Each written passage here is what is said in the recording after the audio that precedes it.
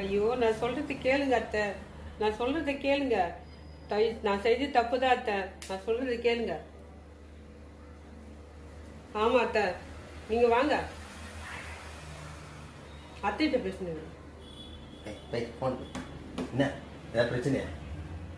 அது ஒன்றும் இல்லைங்க, பொருள் வாங்கினங்க. சரி, அது வீணா போயிடுச்சு.